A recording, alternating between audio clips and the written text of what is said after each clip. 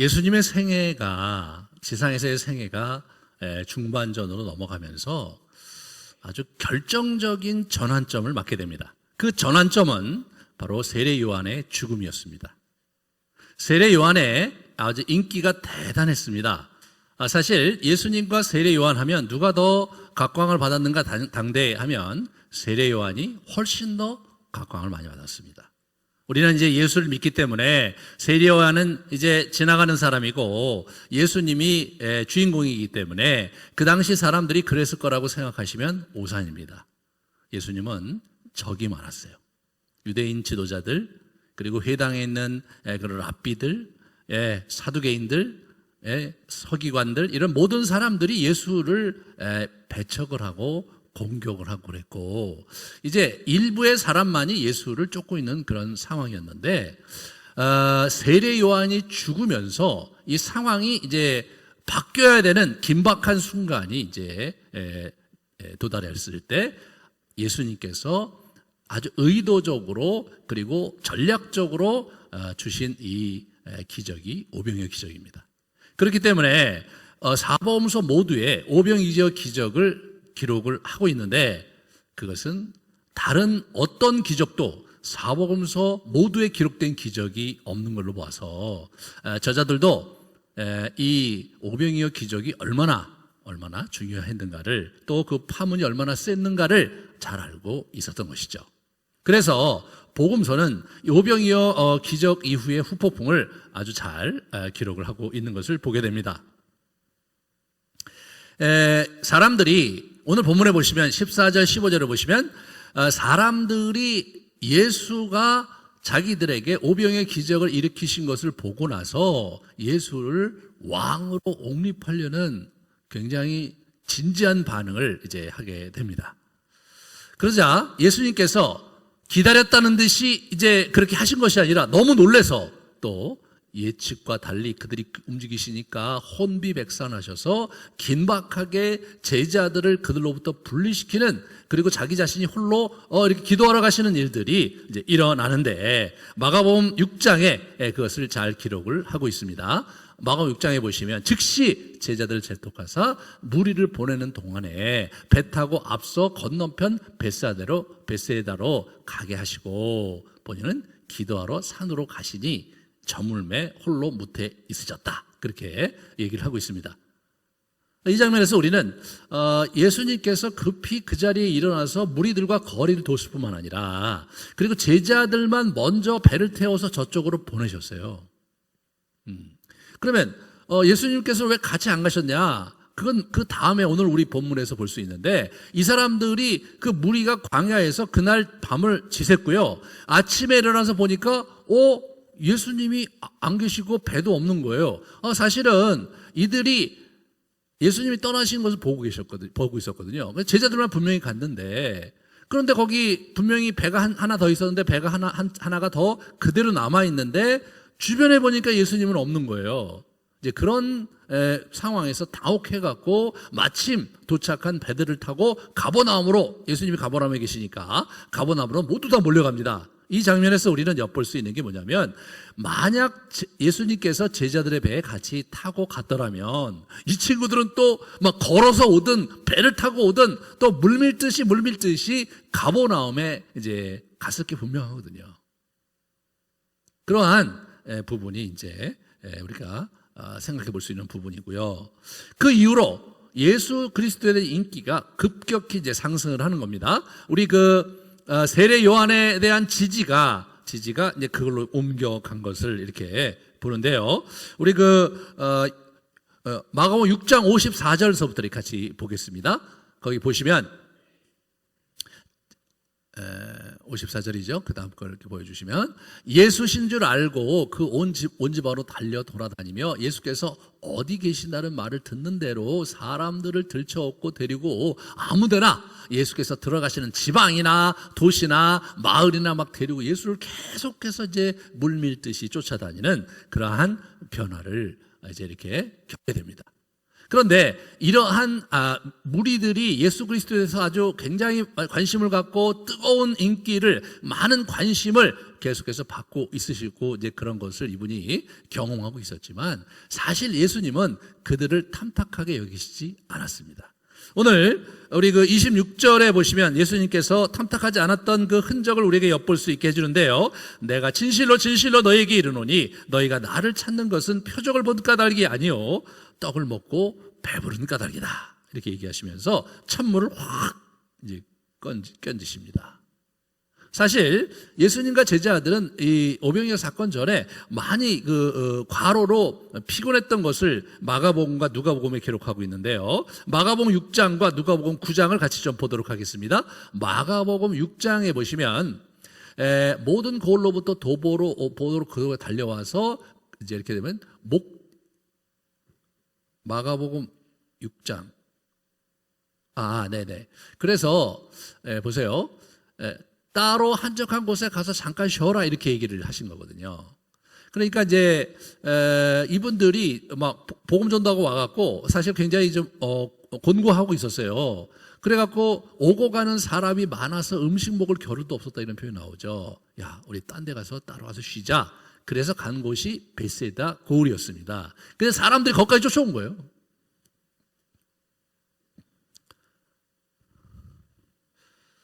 무리들은 예수를 이렇게 아주 열심히 쫓아다녔는데, 그들이 왜 예수를 쫓았느냐? 사실은 예수님이 기대했던 형태로 자기를 쫓지 않았다는 거예요. 너희가 나를 쫓는 것은 표적을 받기 때문이 아니라 뭡니까? 먹고 배부른 까닭이다.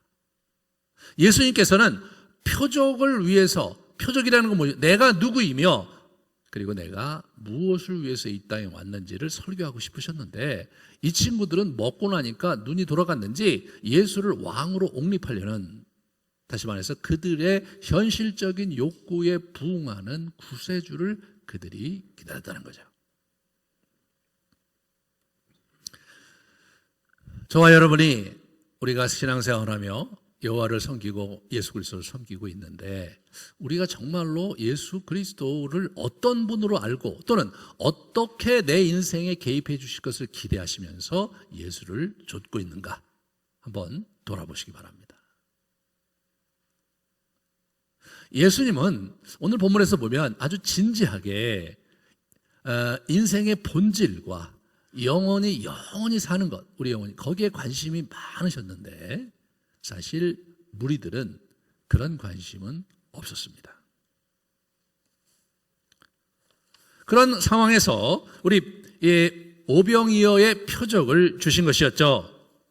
오늘 본문에서 26절 27절에 보시면 이 오병이어를 표적을 주신 건데, 실제로 예수님께서 오늘 본문에서 이제 우리가 좀 묵상해 볼 수 있는 건 뭐냐면, 왜 오병이어 기적을 허락하셨나? 제자들은 어떻게 얘기하냐면, 돌려보내시라고 지금 나를 어둑어둑하고 이 사람들 먹여 살릴 수가 없으니까 이제 흩읍시다. 그런 얘기했을 때, 그러냐? 그럼 흩자. 이렇게 안 하시고, 야, 너희들이 좀 먹여봐. 이렇게 얘기하시고, 이제 보리떡 5덩이와 물고기 2마리를 가져오니까 앉혀. 그래서 쭉 앉혀놓고 그거를 축사하셔서 다 나눠주신 거예요. 이걸 나눠주신 거예요. 그런데 예수님께서 그렇게 하신 이유는 무엇이었느냐? 그들이 배고프니까, 설교를 아주 잘 들었으니까 이제 먹고 이제 잘 쉬어야지, 그런 의미에서 주신 것이 결코 아니었고, 그것은 하나의 표적이고, 아마 그것을 이제 다 12가지를 거둔 다음에 메시지를 전하고 싶었는데, 이 녀석들이 메시지를 들을 생각을 한 게 아니라 막 달려들어서 예수를 왕으로 옹립하려고 하니까 예수님께서 굉장히 곤혹스러우셨던 거죠. 그래서 예수님이 이제 26절부터 71절까지 사실 오병이어 기적 이후에 들려주고 싶었던 메시지를 좀 다른 형태로 자세히 들려주고 있습니다. 우리 26절 보면 말씀하시잖아요. 떡을 먹고 배부른 까닭이다 이렇게 지적을 하시니까 27절에 보시면 예수님께서 말씀하시기를, 썩을 양식을 위하여 일하지 말고 영생하도록 있는 양식을 위하여 하라. 이 양식은 인자가 너희에게 주리니 인자는 아버지 하나님께로서 인치신 것이라. 너희가 먹어도 배가 고픈 그 육신의 양식을 위해서 그걸 위해서 그렇게 힘쓰지 말고 영원한 양식을 위해서, 하나님께서 우리에게 주시는 영원한 양식을 위해서 좀 거기에 관심을 좀 가져봐라, 그렇게 말씀하시는 거죠.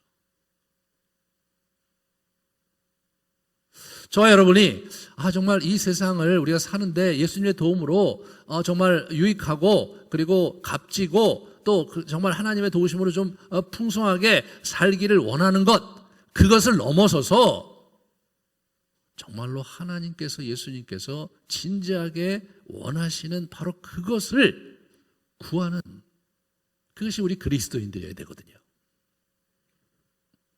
그 말씀을 하십니다.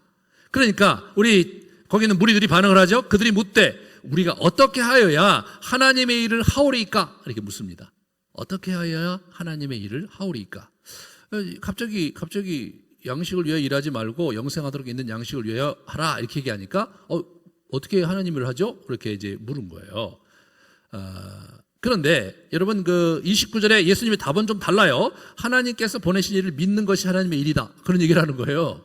이거 완전히 그들이 기대했던 답과는 좀 다른 거예요. 왜냐하면 그 당시 그 유대인 교사들과 랍비들은 하나님의 말씀이라고 하면 율법 조항을, 여러 가지 그 행위 조항을 마련해 놓고 이걸 지켜야 된다. 그걸 계속 너 이것도 지키고 저것도 지키고 안식일을 잘 지키고 정결식 이것도 행하고 또 사회적으로 이걸 행하고 제사는 이렇게 하고, 굉장히 많았습니다. 네, 그거를 지켜야 하나님의 은혜를 받고 하나님 나라에 들어간다고 계속 얘기했거든요. 그러니까 우리 무리들이 볼 때는 이분은 그 다른 율법 교사들과 다른 면이 있으니까, 예수님 당신은 우리가 어떻게 하길 원하십니까? 당신이 얘기하는 하나님의 일이란 도대체 뭡니까? 라고 질문을 했는데 이분의 입에서는 다른 얘기가 나온 거예요. 네. 어떤 얘기입니까? 하나님께서 보내신 이 예수 그리스도, 자기를 믿는 것이 하나님의 일이다, 이렇게 얘기하고 있습니다. 아니, 믿는 것이 일이라니. 이 부분에서 잘 생각하셔야 돼요. 자, 우리가 이제 이 도를 받아들이는 데 있어서 어떻게 되냐면, 성경의 가르침과 기독교의 기본 진리를 들으면서 이게 정말 믿을만 하구나. 그래서 내가 그걸 받아들이고 신앙생활을 하고, 성경에 있는 거를 다 이렇게 이렇게 말씀하셨구나. 그러네, 이렇게 해야지. 고개를 끄덕끄덕거리고 이렇게 하는 거, 그것이 우리의 도의 그죠? 본질적인 이슈가 아닌 거예요. 그거는 그냥 기본적으로 그거 하면 되는 거예요. 그런데 중요한 것은, 일이라고 한 것은 뭐냐? 예수 그리스도와의 관계를 얘기하는 거거든요. 우리는 관계의 도지 어떤 지식과 경지에 올라가는 도가 아니거든요. 예수님을 믿는다는 것은, 예수를 신뢰한다는 것은 예수님과 관계 속에서, 신뢰관계 속에서 뭔가 상호 역학관계가 일어나는 게, 그게 믿음이고, 그렇기 때문에 그게 일인 거죠. 여러분, 부부가 같이 이제 결혼해서 살 때, 또 사랑하는 사람이 또 서로 데이트하고 그럴 때, 그 사랑하는 게 일입니다. 그죠? 그게 일이에요. 그 사람과 신뢰관계를 가지고 그 사람 그 신뢰관계 유지하는 게, 그게 보통 일이 아닌 거잖아요. 시간도 많이 들여야 되고, 상대를 위해서 또 뭐 여러 가지 수고와 또 여러 가지 노력을 해야 되고, 그게 다 일인 거예요. 너희가 해야 될 하나님의 일은 예수를 믿는 일이다라는 게 무엇이냐면, 예수와 신뢰관계를 갖고 살아가야 되는 일이다, 그거예요.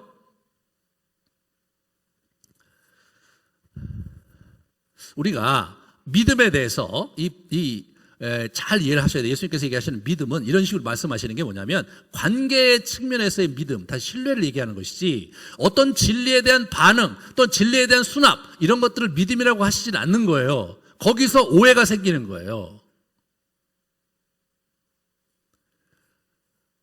요즘같이 코로나 사태로 해서 굉장히 어렵고 우리가 미래가 어떻게 될지 모르고 말이에요. 이거 정말 내가 정말 잘 살 수 있을까? 우리 애들이 정말 안전하게 잘 학교를 다닐 수 있을까? 아니면 직장을 다닐 수 있을까? 이런 고민을 우리가 할 수 있죠. 그런 염려를 할 수 있어요. 그런데 내가 생각하기를, 내가 하나님이 도와주시는 건데 내가 왜 이렇게 불안하고 내가 왜 이렇게 걱정을 하지? 이러면 안 되지. 나 신앙생활을 어떻게 했는데 내가 정말 10년 또는 20년 신앙생활하는 게 말짱 헛거구나. 나는 정말 믿음이 없다. 이렇게 얘기하시면 안 되는 거예요. 네? 아니 요즘 같은 때 미래가 걱정이 안 되고 요즘 같은 때 염려가 안 되면 뭡니까 그게 이상한 거죠. 이 사이클로지가 이상한 거예요. 요즘 같은 때 여러분 이런 일을 경험한 적이 없어요. 제 생에. 염려가 되고 근심이 되고 그런 상황에서 믿는 자는 어떤 거냐면 아유 참 예수님이 있잖아. 예수님한테 가서 내가 얘기하면서 구하면서 그분의 의견도 들어보고 그분께 도움을 청해야지. 그래서 예수님한테 가갖고 지금 나 이거 불안한데 왜 예수님 어떻게 하실 거예요? 나는 어떻게 살아야 돼요? 이런 얘기를 하면서 푸념도 하면서 예수님 나 이게 도와주세요. 나 지금 사업이 지금 이렇게 돼갖고 아무도 안 올라가는데 이게 좀 돈은 뭐 융통이 안 되고 지금 어떻게 해야 될지 모르겠어요. 애들도 집에 있고 지금 내가 어떻게 살아가야 됩니까? 그런 얘기를 하나님께 예수님께 나누는 거 여러분 그게 믿음인 거예요. 그러니까 그게 일인 거예요. 자, 믿는 자와 안 믿는 자의 차이가 뭐냐? 안 믿는 자는요, 예수님과 의논 안 하는 거예요.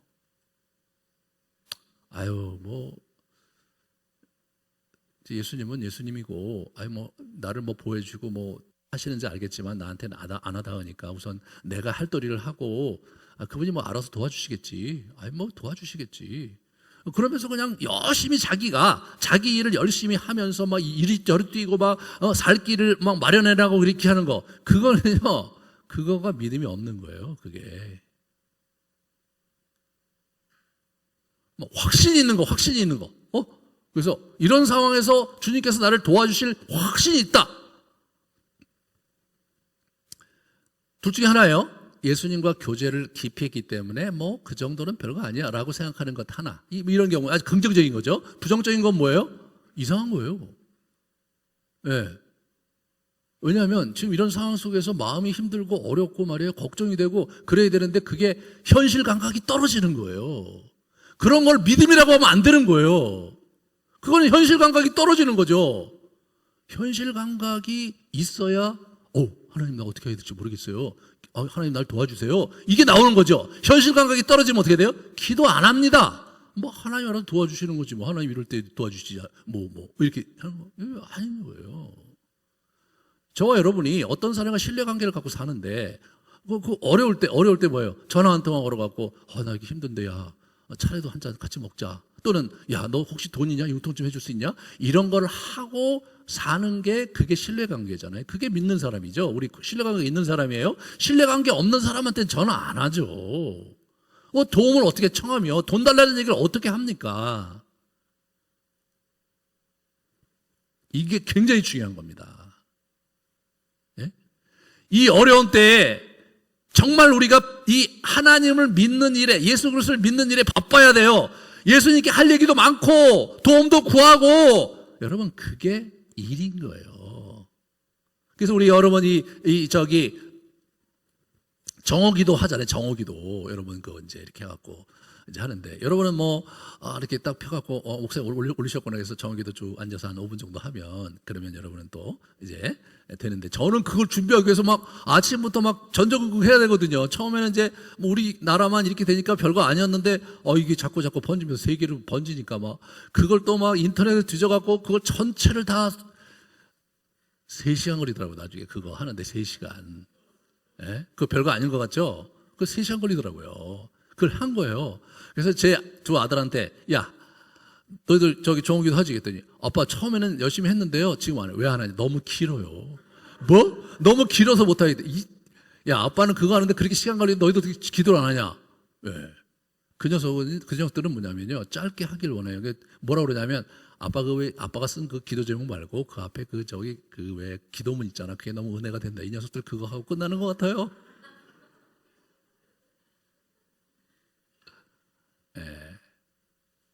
여러분, 기도가 일이에요.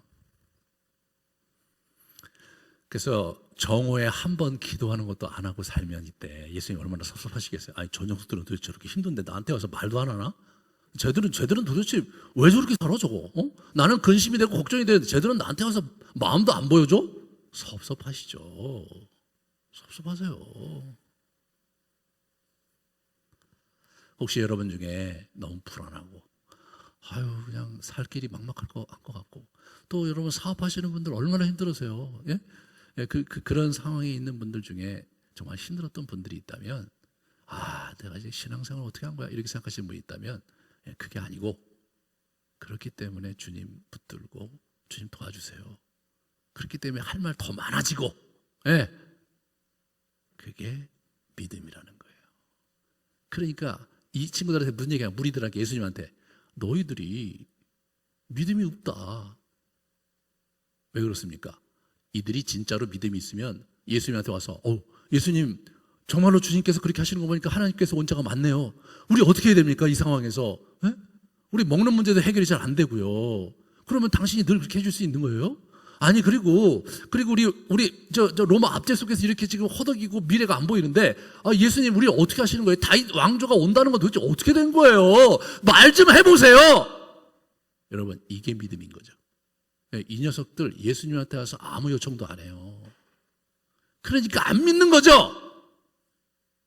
그게 안 믿는 거예요. 그게.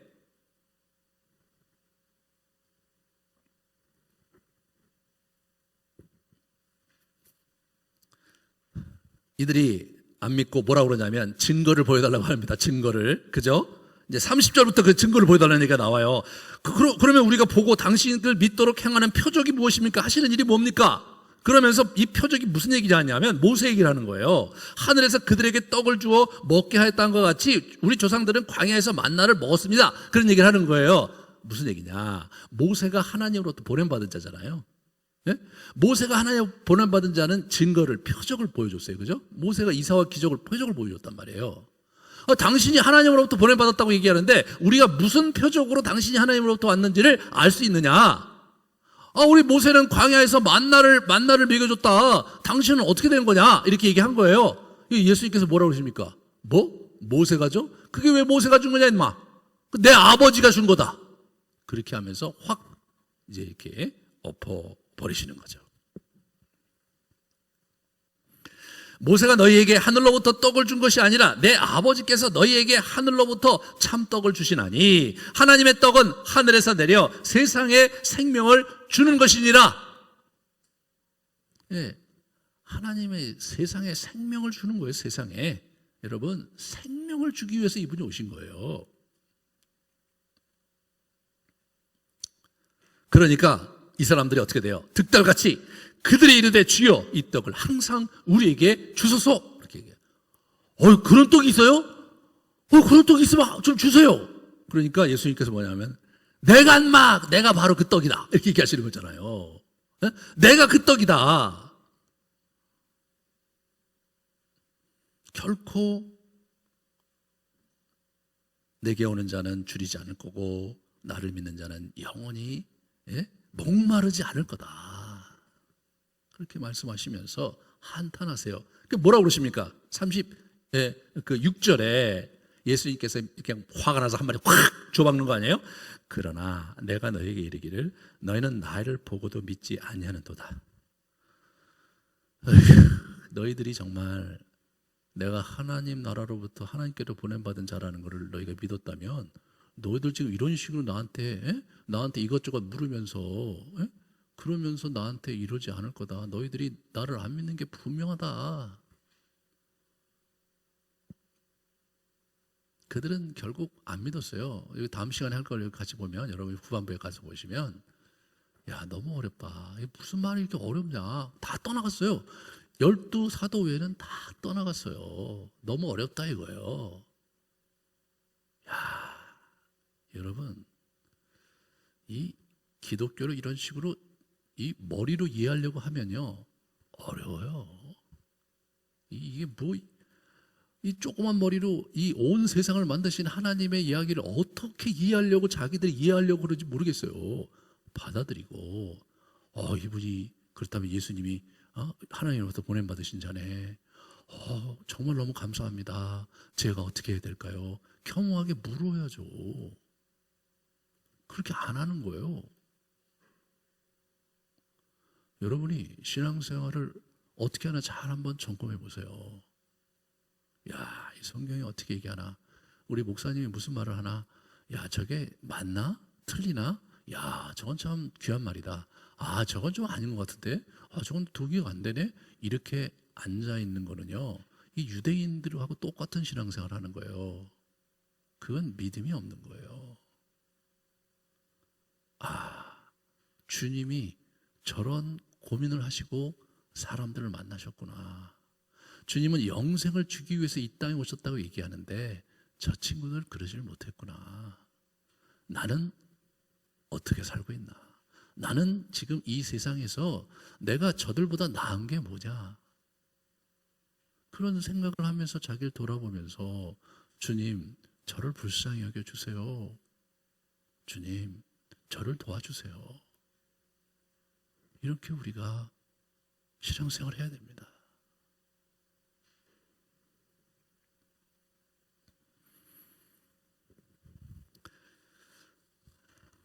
37절부터 보세요. 아버지께서 내게 주시는 자는 다 내게로 올 것이요 내게 오는 자는 내가 결코 내쫓지 아니하리라. 아멘. 여러분, 아버지께서 내게 주시는 자는 다 내게로 올 것인 거예요. 그게 무슨 얘기예요? 정말 이런 때에 하나님의 사람들은요, 하나님께서 아버지에게 예수께 붙여준 자는 다 오는 거예요. 여러분, 기도하는 거고요, 예배드리러 오는 거고, 좀 이렇게 사람들이 피해 안 주는 범위 내에서, 그죠? 또 내가 이럴 때서 기도해야 되는데 기도도 하고 싶고 기도 자리에 나가려고 하고 안 되는 것 때문에 나는 좀 기도해야 되는데 이게 뭐예요? 이게 하나님께서 아들에게 주신 자잖아요. 여기서 약속한 게 뭐예요? 내게 오는 자는 한 놈도 안 버리겠다 이거예요. 여러분, 안 오면 어떻게 되는 거예요? 안 오면 나중에 여러분 이제 뒤에 가서 보시면 알겠지만 이제 내년에 할 텐데, 목마른 자들은 다 내게로 오라. 생수의 강이 넘쳐 흐르겠다. 그렇게 말씀하세요. 그럼 안 오면 어떻게 됩니까? 노 코멘트. 여러분, 와야 돼요. 예수님께 가야 돼요. 안 오면 어떻게 되느냐에 대해서 노 코멘트 아무 말 안 하셨어요.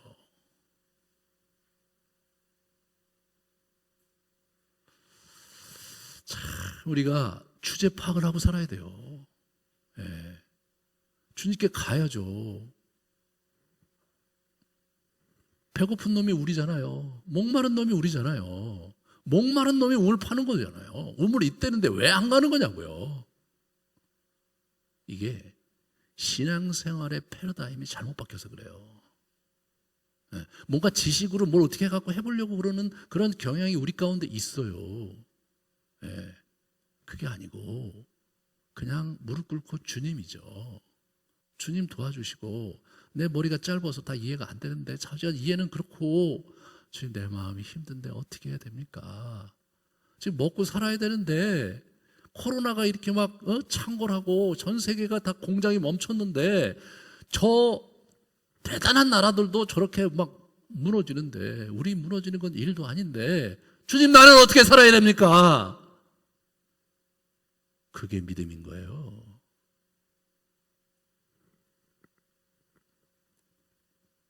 내가 하늘에서 내려온 것은 내 뜻을 행하려 함이 아니요 나를 보내신 이의 뜻을 행하려 함이니라.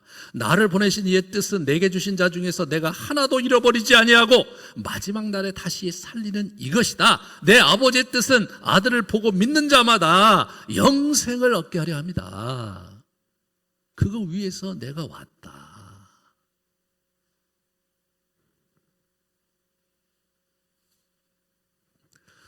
우리가 예수를 믿는다는 것은 영원한 생명을 얻는 것을 의미하는 거예요.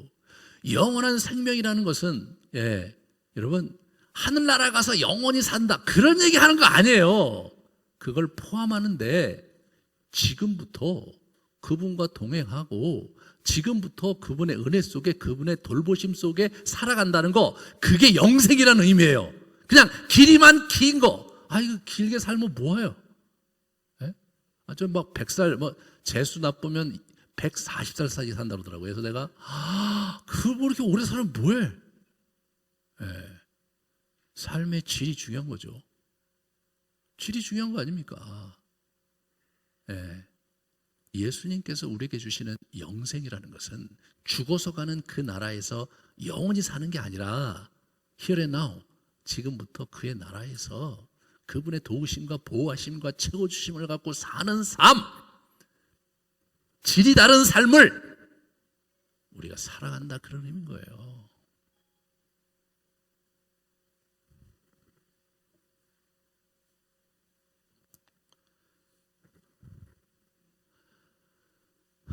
정말 사랑하는 여러분, 잘 한번 생각해 보세요. 이 상황 속에서, 지금 이 코로나 상황 속에서 우리가 어떻게 우리의 삶을 바라보고 있고 어떻게 우리의 예수 그리스도를 바라보고 있는가, 여러분을 잘 점검을 해보시기 바랍니다. 예수님 곁을 따라다녔던 제자들이 굉장히 합리적이고 실증적인 사람이었어요. 합리적인 사람이 누구냐면 빌립. 그래서 빌립 보러 시험에서 야 얘들한테 좀 먹을 거 주려면 얼마나 있어야 되냐? 200데나리온이나 있어야 되는데, 그래봐야 뭐 얼마 못 가는데 그거 200데나리온 있어야 되는데 그거 어떻게, 우리가 없잖아요. 그런 얘기 하죠. 한 데나리온이 그 당시 노동사 하루 품삯이었어요. 오늘날 뭐 한 10만 원 된다고 칩시다. 2천만 원. 여러분 2천만 원이 뭐 어디 있어요? 어디 갑자기 이분들이 없죠. 예, 없어요. 우리는 안 되니까 보냅니다. 그런 얘기 하는 거죠. 아주 순식간에 나와요. 여러분 이 빌립 사진 한번 볼까요? 빌립.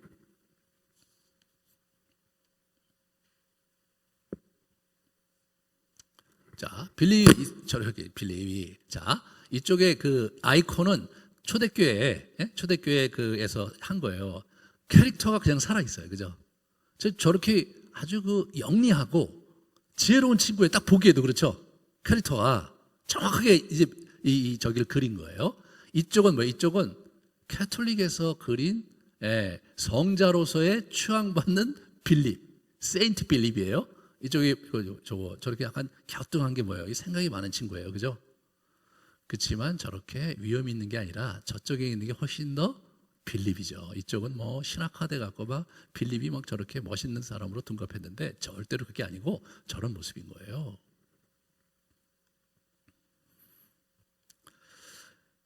마가복음 6장 35절부터 이렇게 보시면 35절에서 37절에 있는 때가 저물어가며, 그죠? 이곳은 빈들이요 날도 저물어가니 무리를 보내어 두루 촌과 마을로 가서 무엇을 사 먹게 하옵소서. 이게 제가 볼 때는 안드레 아니면 빌립이 한 거예요. 이게 빌립이 한 건지 둘 중에 한 사람이 한 거예요. 그러니까 옆에 있대 너희가 먹을 것을 주라 하시니 여짜오되 우리가 200데나리온의 떡을 사다 먹이리까, 이렇게 나옵니다. 200데나리온의 떡을 먹이다는 얘기는 빌립이 했습니다. 네. 여러분 이 사람이 어떻게 지금 예수님의 생각과 행동을 지금 보고 있는가를 봐야 돼요. 자기의 과학적이고도 실증적인 그런 어떤 사고방식으로 예수님의 그런 어떤 행적을 지금 이 사람이 추적하고 있는 거예요. 이 사람은 헬라인이었던 것 같아요. 헬라인과 가까웠던 것 같아요. 유일한 헬라식 이름이에요. 요한복음 14장에 나중에 8절 9절에 보면 이 사람의 또 행동, 이 실체가 드러나요. 주여 아버지를 우리에게 보여주옵소서, 그리하면 족하겠나이다. 아버지를 보여달래요. 아버지 얘기 자꾸 하니까, 야 내가 이렇게 오래 너와 함께 있었는데 내가 너희가 나를 알지 못하냐? 와, 이 사람 뭐 한 거예요? 자기가 갖고 있는 패러다임 속에서 보이는 것만 본 거 아니에요. 같이 계속 3년을 뒹굴었는데 예수 그리스도 안에 있는 하나님 얘기는 받아들일 수가 없는 거예요. 아니 예수님이 예수님이고 하나님은 하나님이지, 예수님이 하나님 안에 있고 하나님이 뭐 이런 얘기를 들으면 맨날 이게 머릿속에서 어떻게 돼요? 안 들어오는 거예요. 안 받아들였어, 돌아가시 전날까지. 그게 빌립이에요. 네? 그게 여러분일 수 있어요. 이게 우리 교회 이렇게 보면 너무 머리를 잘 쓰는 분들이 많아요. 너무 똑똑하신 분들이 너무 많아요. 그래봐야 인간이잖아요. 그래봐야 여러분의 뇌가 그렇게 크지 않아요. 그런 형태로 신앙생활을 하잖아요. 빌립처럼 예수님 돌아가실 때까지 예수가 누군지 몰라요. 신앙생활을 아무리 오래 해도 예수를 만날 수가 없어. 아니 예수를 지금 계속 만나는데 예수를 몰라. 그 다음 이름은 누굽니까? 안드레예요. 굉장히 현실주의자입니다. 여러분 안드레가 한번 볼까? 안드레 사진 한번 봐요. 초대교회 안드레 모습 저거예요. 제가 이제 저 캐톨릭에서 만든 중세 이후에 이쪽은 아주 근엄하고 멋있죠. 네, 저건 신학한 안드레고, 쟤 뭐예요? 딱 그 현실의 삶에 찌든 얼굴이죠. 그죠? 저, 여러 개의 그 아이콘이 있는데 다 비슷해요. 이 사람 현실주의자예요. 아주 현실의 삶에 찌든 게 역력해요. 예. 이 사람은요, 아유, 저 예수님 여기 저 한 소년이 보리떡 5개와 물고기 2마리 있는데, 아, 이걸 갖고 어떻게 되겠어요? 이렇게 얘기하는 거죠. 네? 그렇게 얘기한 거예요. 예수님 뭐예요? 거두절미하고, 아유, 그러냐? 그럼 앉혀. 다 앉혀. 그래서 다 앉혀요. 거기 잔디가 있는데 앉히는 거예요. 여러분, 앉히라는 동사를 보면 너무 재밌어요. 원어로 보면 눕는 거예요.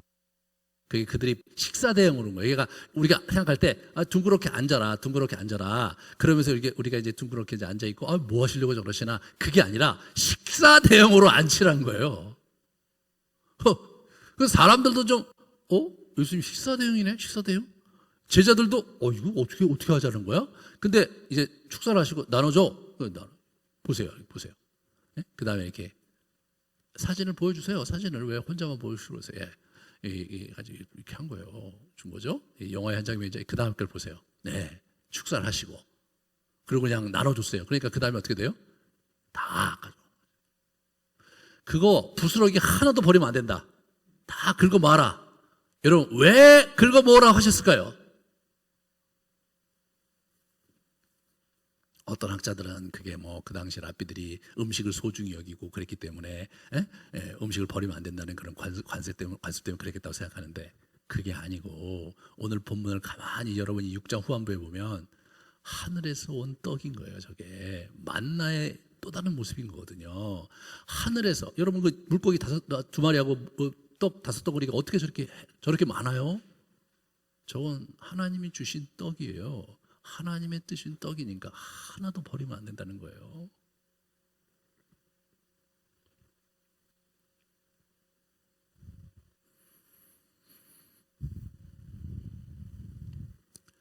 그렇게 한 거예요. 그렇게 저걸 경험했어요. 제자들이 경험했는데 그러고 나서 이제 자기들이 뭐 되게 좋을 줄 알았는데 막 백성들 막 웅성웅성대면서 예수님이 갑자기 야 다 와 뭐 들고 왔겠죠. 배 타. 예수님은요, 나중에 갈 테니까 먼저 타라. 가. 이렇게 보냈어요. 그리고 예수님은 저기 무리들이 있는 걸 보고 혼자서 산에 올라가서 산기도를 하셨는데 밤 사경까지. 사경이 3시부터 6시까지예요. 오래도록 기도하신 거예요. 고뇌가 많으신 거예요. 이게 이제 이 친구들 현실적인 욕망에 불을 땡기셨잖아요. 이거 뒷감당하기 너무 힘드신 거예요.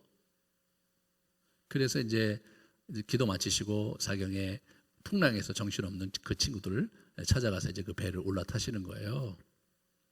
그 장면에서 아주 묘한 말을 이제 하는 것을 이제 보게 됩니다. 우리 마가복음 6장 51절 52절에 마가는 이런 얘기를 해요. 배에 올라 그들에게 가시니 바람이 그치는지라. 제자들의 마음이 심히 놀라니 이는 그들이 그 떡 대신 일을 깨닫지 못하고 도리어 마음이 둔화해졌다. 아이고.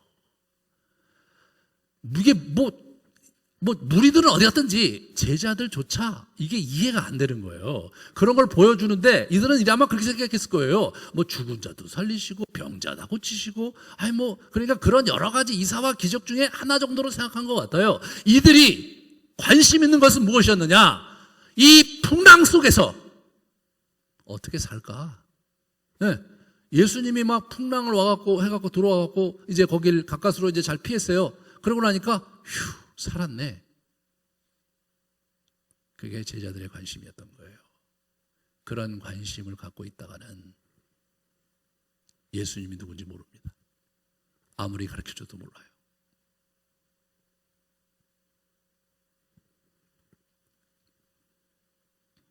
이것이 예수님의 한탄입니다. 여러분 이 코로나 사태 속에서 저와 여러분이 고작 이 코로나 언제 지나가야 되는데 그래도 그냥 이 정도 되게 해서 다행이다. 감사하다. 근데 먹고 살 게 걱정이네. 어떻게 해야지? 뭐 이런 정도의 생각을 갖고 이 코로나 사태를 이거를 이렇게 본다면 여러분 다시 생각하셔야 됩니다. 이게 도대체 뭐냐? 왜 하나님께서 정말 이런 엄청난 일을 벌이셔갖고 현대 과학 문명이 도대체 따라잡을 수도 없고 초대 강국들이 쩔쩔매고 혼비백산해서 수많은 사람이 죽어가는 이런 일들이 어떻게 일어난 거냐.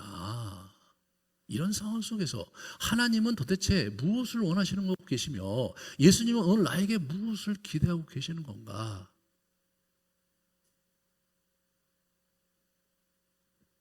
이게 우리 신앙인의 고민이어야 되는 겁니다.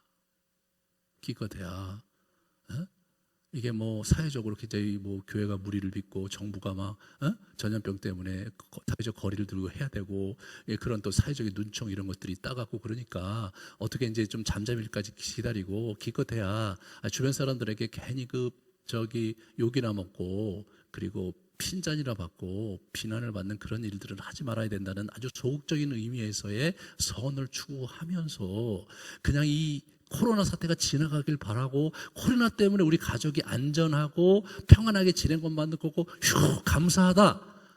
이게 뭐예요? 둔한 거예요.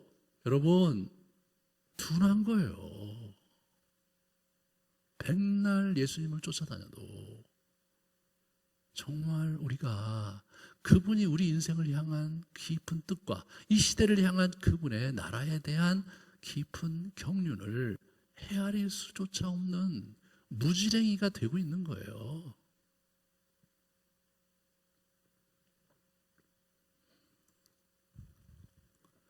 우리의 돈은 좀 더 본질적이고 우리의 돈은 영혼을 가르는 시간을 초월하고 공간을 초월하는 영원한 진리를 추구하는 길이 우리의 길입니다.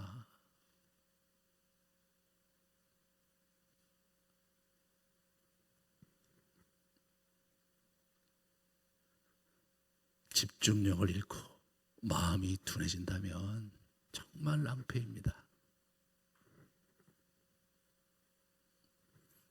빌립과 안드레가 이 설교를 듣고 여러분 이 설교를 듣고 어떻게 했을 것 같아요? 잘 깨달았을까요? 예수님께서 지금 이제 끝까지 가요. 나중에 베드로는 깨달은 게 나와요. 이 사람들 못 깨달았어요. 여러분 그 요한복음 14장 보세요. 요한복음 14장 아까 이게 얘기한 건데 우리 계속해서 볼까요? 빌립에게 하시는 말이에요. 어찌하여 아버지를 보이려 하느냐? 내가 아버지 안에 있고 아버지는 내 안에 계신 것을 내가 믿지 않냐? 너 그거 모르는 거냐? 너 내 얘기했는데 안 돼? 내가 아버지 안에 거하고 아버지께서 내 안에 계심을 믿어라. 그러지 못하겠거든.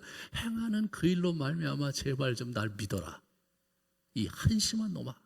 나는 지금 12시간 오면 죽는다 이 녀석아.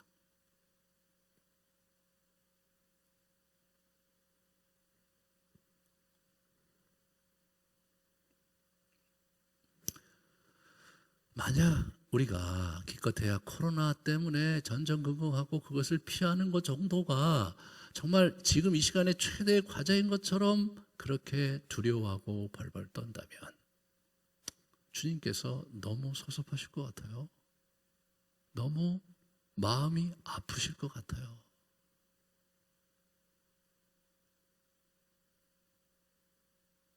아버지가 내 안에 있고 내가 아버지 안에 있는 걸 모르느냐. 여러분 이게 17장에 가면 어떻게 되죠? 요한복음 10장에 아버지 내가 당신 안에 있고 당신이 내 안에 있듯이 이들도 하나가 되어 우리 안에 있게 주십시오. 아버지의 사랑이 나의 안에 있듯이 나의 사랑이 그들 안에 있고 그들 안에 주님 계시는 하나됨을 경험하게 주십시오. 예수님은 자기의 몸을 찢어서 함께 더불어 사는, 함께 대화하며 어려움을 나누며, 그죠? 우리의 이슈도 있지만 예수님과 하나님의 이슈가 있잖아요. 성경은 먼저 그의 나라와 그의 일을 구하라고 하잖아요. 하나님 나라의 이슈를 우리가 좀 생각을 해봐야죠. 물론 우리의 이슈도 있죠. 우리 현실의 이슈도 있죠. 근데 맨날 현실에 우리의 이슈만 있고 하나님 나라의 이슈가 우리에게 없다면 불충 아닙니까? 불충이죠.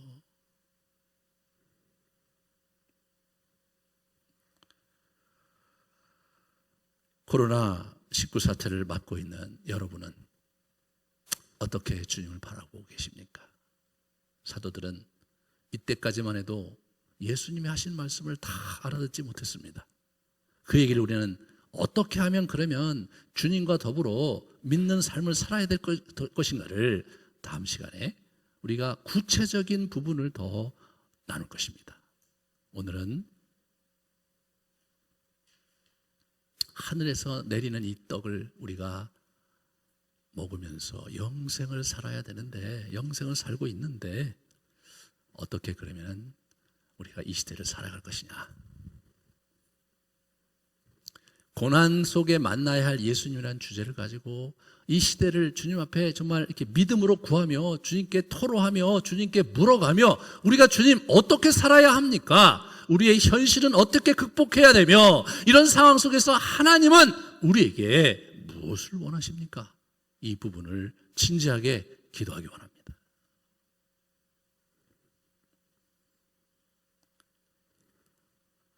이 팬데믹은 인류 역사에 굉장히 중요한 획을 그었던 과거가 있었습니다. 이 흑사병이 유럽에서 14세기에 있어갖고 유럽 인구 3분의 1이 죽었습니다. 14세기서부터 15세기, 16세기 넘어왔거든요. 그 어간에 여러분 종교개혁이 일어났습니다. 루터와 켈빈도 그냥 흑사병이 계속해 그 도시를 막 창궐하는 상황 속에서 전전긍긍하면서 그들을 돌보면서 목회를 했어요. 그게 기록에 남아있어요. 그러면서 그들이 그 팬데믹에 매몰되기보다는 그 속에서 주님을 붙잡으면서 이 종교개혁이라는 거대한 물결을 일으킨 겁니다.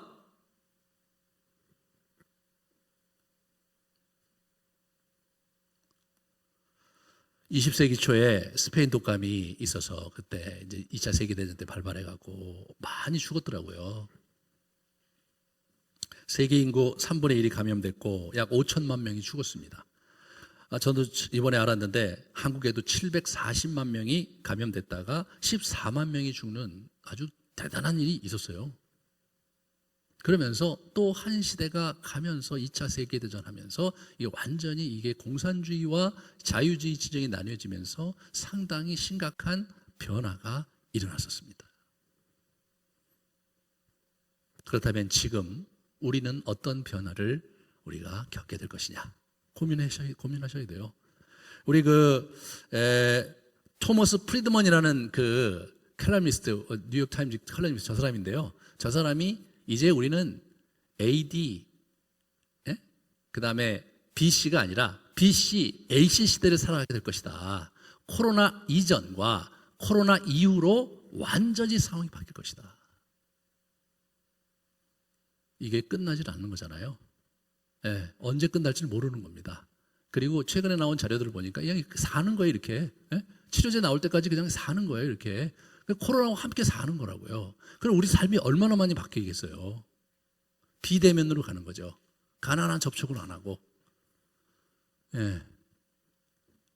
여러 가지 면에서 교회가 위기 상황이죠. 왜냐하면 교회는 서로 모이기를 힘써야 되는데 모일 수가 없는 거예요. 소그룹도 그래서 이제 줌으로 모여야 되는 거예요.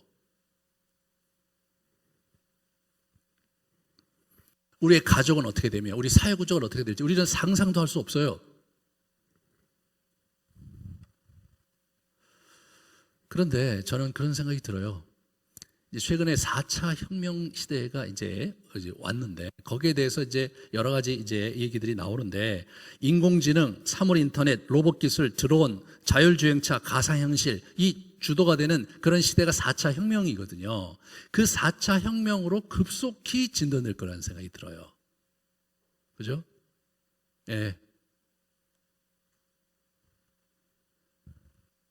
우리가 3차 혁명 그 반도체로 해갖고 전자기술이 발달하면서 그게 넘어왔잖아요. 우리나라가 그래서 부자가 됐는데 그 전과 후를 경험해 보신 분은 아실 거예요. 저도 어렸을 때 모습과 지금의 우리 그 한국 사회의 모습이 판약에 다르거든요. 저는 미처 다 적응이 안 된 채 나이가 이렇게 먹어버렸어요. 근데 4차 혁명이 온대요.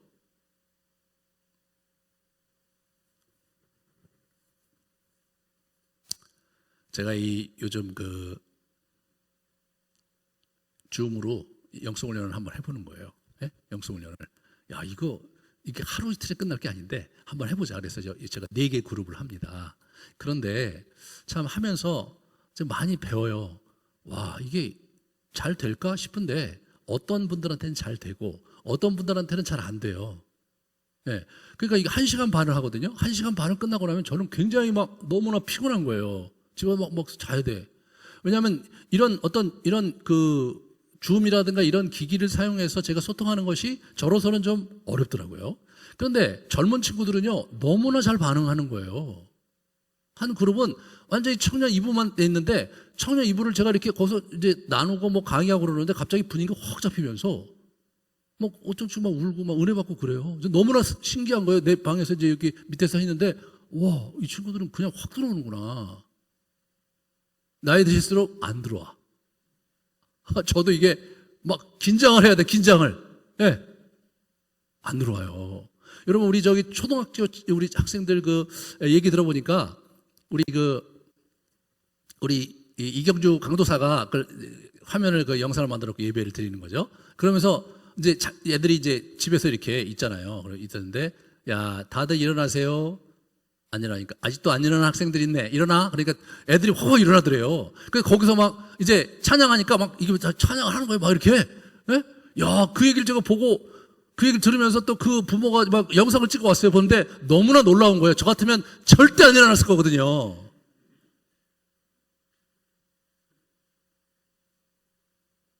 네. 새로운 세대가 출현한 겁니다. 이제 이것이 가속화될 겁니다. 여러분과 제가 그 시대에 편승하느냐, 편승하지 못하느냐가 남아있을 뿐입니다. 문제는 뭐냐면 우리의 다음 제너레이션이 그 변화에 편승하고 적응할 수 있도록 도와줘야 됩니다.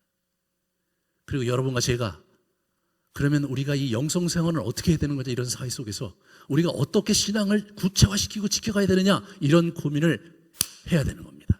빨리 해야 되는 겁니다. 지금 그래서 제가 고민하다가 그냥 이번 부활절부터 해야 된다. 지금 이게 늦으면 늦을수록 좋을 게 아무것도 없다. 네, 지금 코로나 때문에 잔뜩 움츠려서 나갔다가 그냥 전염되면 어떡해? 이거 언제 끝나나? 그러면 전전긍긍 하면서 이렇게 수동적인 자세로 움츠려 있을 시간이 없다.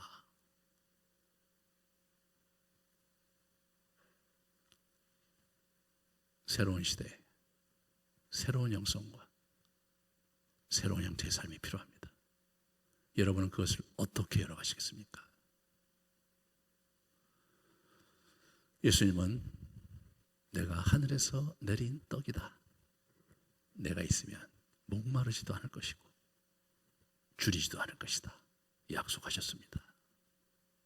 그분과 기도하며 도저히 감당할 수 없고 이해할 수도 없고 따라잡을 수 없는 세상의 변화 속에서 주님이시야말로 우리가 붙들어야 될 유일한 소망이고 그분이야말로 진정으로 우리를 도울 수 있는 분이시죠. 그 하나님을, 그 예수님을 방치한 채 믿음 없는 삶을 삶으로써 그 양반은 나한테 관심이 없나 봐. 왜 나는 이렇게 계속 힘들게만 해? 라는 엉뚱한, 참 말도 안 되는 그러한 삶의 나락으로 빠지지 마시기 바랍니다. 내일 저녁에 같이 8시에 일주일 동안 기도하면서 제가 간단히 이런 형태의 메시지를 이 고난 속에서 어떻게 주님을 붙들어야 될지 제가 짧게 메시지 전하고 같이 기도하는 시간을 가질 겁니다. 정오기도 또 계속 하시면서 이때야말로 주님과 비즈니스가 많아야 돼요. 여러분, 움츠려들지 마시고 입을 열어서 주님을 붙드시는 복된 여정 가시기를 주님의 이름으로 축원합니다. 같이 우리 기도합시다.